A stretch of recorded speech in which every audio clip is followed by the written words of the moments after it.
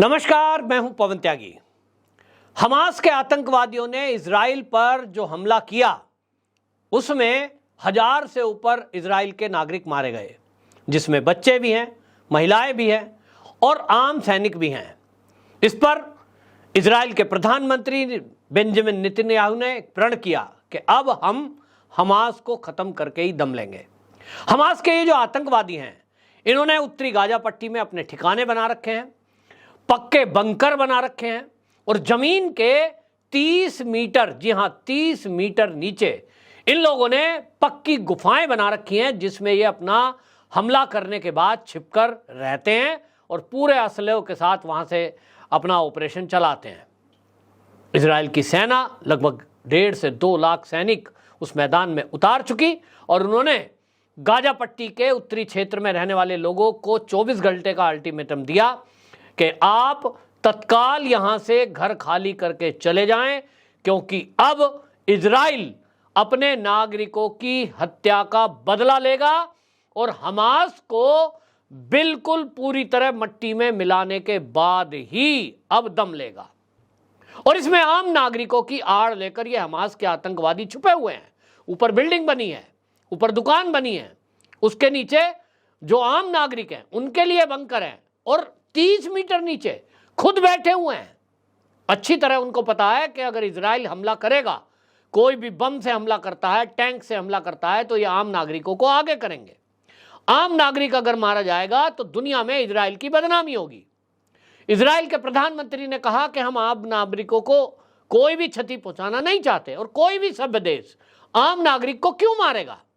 2 देशों में जब भी कभी लड़ाई होती है, सेनाएं लड़ती हैं। हमारा भारत भी देखिए, देश की आजादी के बाद से पाकिस्तान से जूझ रहा है।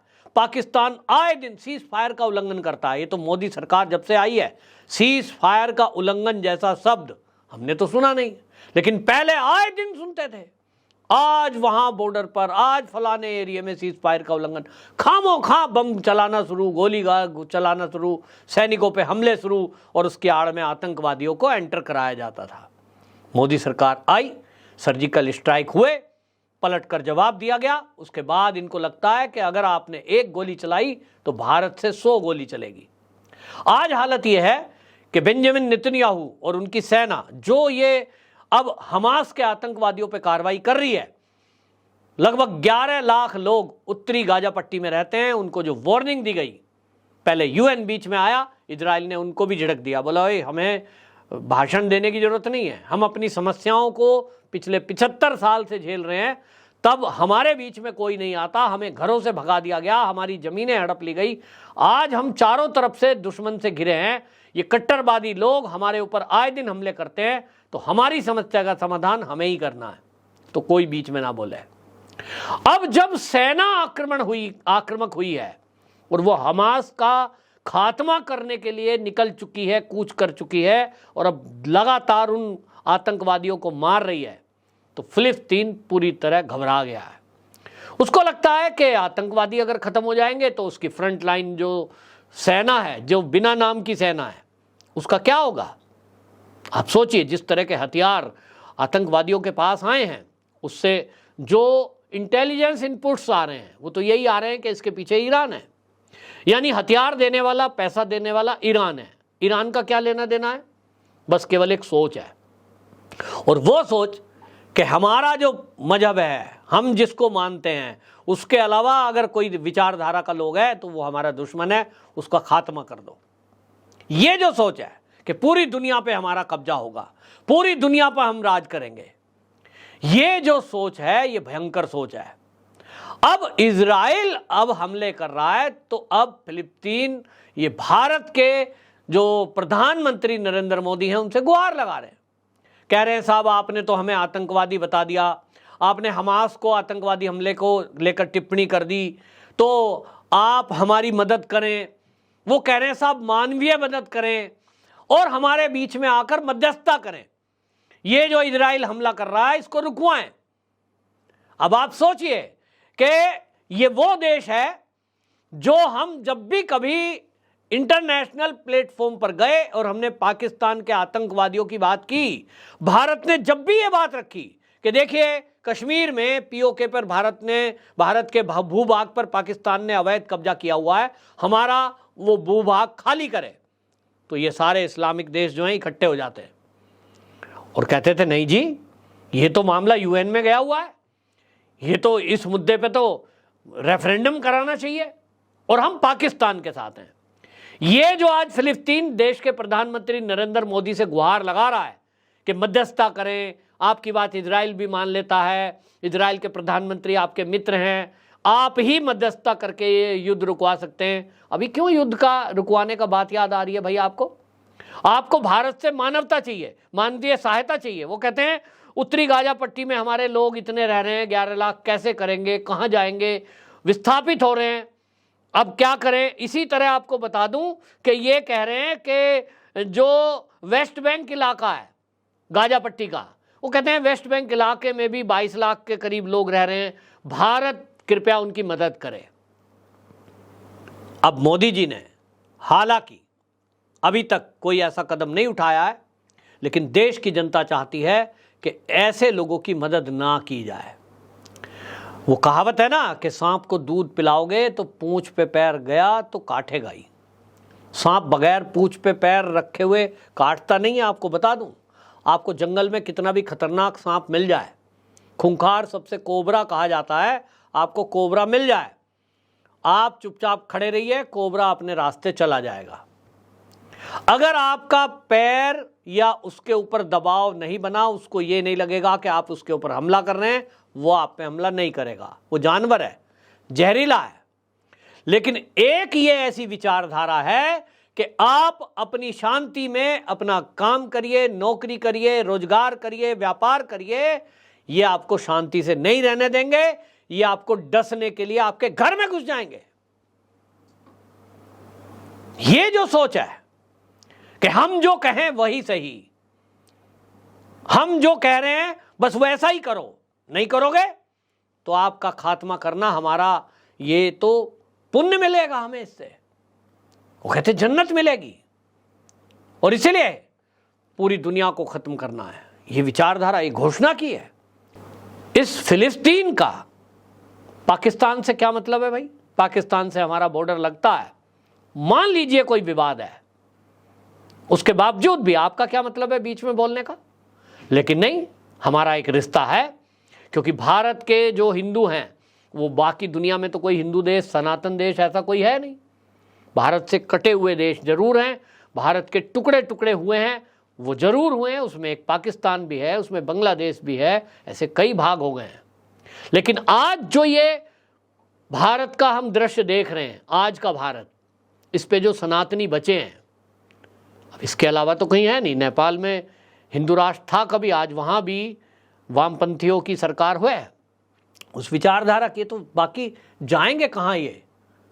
लगभग 100 करोड़ की जो जनसंख्या है सनातनियों की, हिंदुओं की, इनके लिए कहाँ जगह है? और इनको ये मिटाने पे लगे हैं।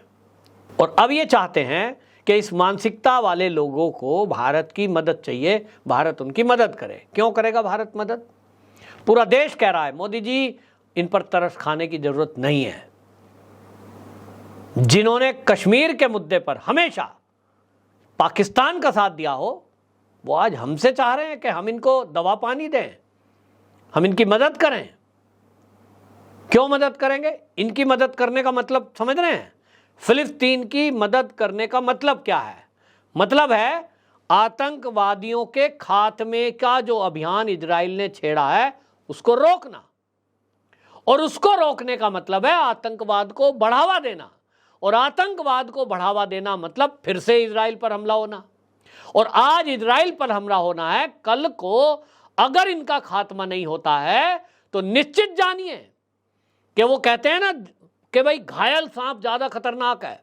इस समय मोदी जी जो एक्स पर पोस्ट कर चुके कि हम हमास के आतंकवादी हमले की निंदा करते हैं, हम इजराइल के साथ खड़े हैं, अब ये जो जहरीला सांप है ना, जो बिना छेड़े मारता है, काटता है, ये हमास, ISIS, ये और खतरनाक हो गया है। इनको लगता है कि अच्छा ये मोदी, ये भारत के लोग, ये हमास के हमले के विरुद्ध खड़े हैं, ये इजराइल के साथ खड़े हैं। अच्छा ये भी है, तो पाकिस्तान के धर्मगुरुओं ने तो घोषणा कर दी कि ऐसा ही हमला हम भारत पे भी किसी दिन करेंगे।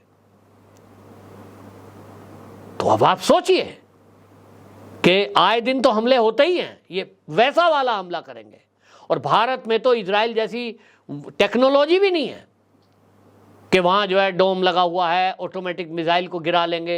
यहाँ तो भारत के अंदर ही गद्दार बैठे हैं, उन्हीं की लंबी एक संख्या है। इजराइल के अंदर कोई गद्दार नहीं है कि उसने वेलकम किया हो, स्वागत किया हो, खुशी मनाई हो, उनके पक्ष में खड़े गए हो, एक भी बंदा नहीं है। भारत के अंदर तो ये बहुत हैं। तो क्या होगा उसका सोच के भी कंपकपी आती है। लेकिन आप सोचिए, तो भारत के लोग ये कह रहे हैं कि भाई ऐसे में इनका खात्मा होना बहुत जरूरी है, क्योंकि ये एक विकृत मानसिकता है, ये एक खतरनाक जानवर से भी जानवर है।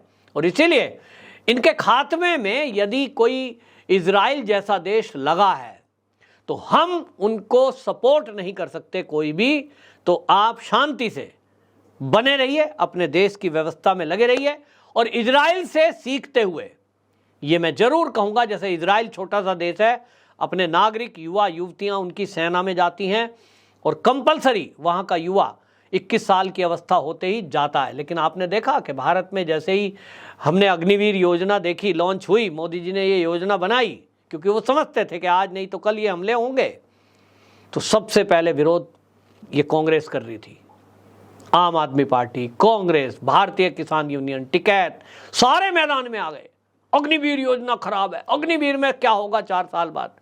अरे भाई, दुनिया के सब देश अपने युवाओं को सेना में भर्ती करते हैं, 4 साल 3 साल की ट्रेनिंग देते हैं, उसके बाद पैसा भी देते हैं, फिर वो अपना कोई काम करते हैं। जरूरत पड़ने पर वो अपनी उस काम, नौकरी, व्यापार को छोड़कर हथियार संभालते हैं।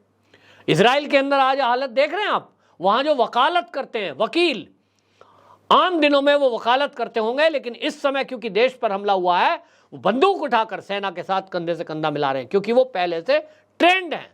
व्यापारी जो दुकान करते हैं वो सेना की वर्दी पहनकर सेना के साथ कंधे से कंधा मिलाकर आज युद्ध के मैदान में है, क्योंकि वो पहले से ट्रेंड है। वहां रूल है 21 साल का, वो वहां की अग्निवीर योजना यही है। और आज इसलिए वहां वकील हो, डॉक्टर हो, कोई टेक्निकल काम करने वाला हो, कोई दुकान चलाने वाला हो, कोई ड्राइवर हो, सब युद्ध के मैदान में है दुश्मन को खत्म करने के लिए। मोदी जी अग्निवीर योजना लाए इसीलिए कि भारत के अंदर एक बड़ी संख्या ट्रेंड, हथियार चलाने में ट्रेंड, आत्मरक्षा करने में ट्रेंड ऐसे लोगों की जब होगी, तो कभी देश के दुश्मन या सनातन धर्म के दुश्मन जब देश पर आक्रमण करें, सनातनियों पे हमले करें, तो कम से कम हर गली मोहल्ले में ऐसे युवक युवतियां हों जो पहले अपनी रक्षा, अपने परिवार की रक्षा कर सकें और फिर साथ के साथ पड़ोसियों की रक्षा कर सकें, मोहल्ले की रक्षा कर सकें, शहर की रक्षा कर सकें, देश की रक्षा कर सकें। अब आपको समझ में आया कि मोदी जी की क्या प्लानिंग थी। और यह भी समझने की जरूरत है कि इस देश के विपक्ष और टिकैत जैसे लोग, ये सत्यपाल मलिक जैसे लोग जो विरोध कर रहे थे, ये केजरीवाल जैसे लोग विरोध कर रहे थे, इनकी क्या मंशा थी।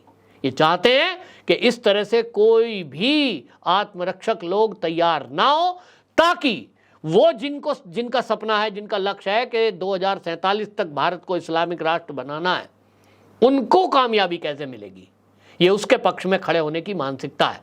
तो देश को समझना होगा, देश की राजनीति, देश के नेताओं को, और अब यह भी समझना होगा कि मोदी जी की वैल्यू देखिए कि आज जिन्होंने कभी भारत का साथ नहीं दिया, जब वो अब मौत के मुहाने पर खड़े हैं, उनको मोदी जी याद आ रहे हैं। हमारे देश को ये समझना होगा कि हमें बहुत कीमती एक व्यक्ति ऐसा मिला है जो हमारे देश का प्रधानमंत्री है, जिसकी तरफ पूरी दुनिया मुसीबत में देखती है कि यही एक व्यक्ति है जो समस्या का समाधान करा सकता है। तिरंगे में वो ताकत है जो युद्ध को भी रुकवा सकता है। हमारे लिए तो गौरव की बात है। वहीं आपको बता दूं कि उस जिहादी मानसिकता को भी समझना है कि वो मोदी जी को हल्के में ना लें और ना ही सनातनियों को हल्के में लें। तिरंगे का मान, तिरंगे का सम्मान और तिरंगे की ताकत, सनातनियों की ताकत सुप्त अवस्था में है। अब ये जागृत होना शुरू हुई है और इसलिए अब कोई भी देश का दुश्मन और सनातनियों का दुश्मन दुनिया में टिकेगा नहीं। आपकी क्या राय है? कमेंट बॉक्स में जरूर बताएं। वंदे मातरम।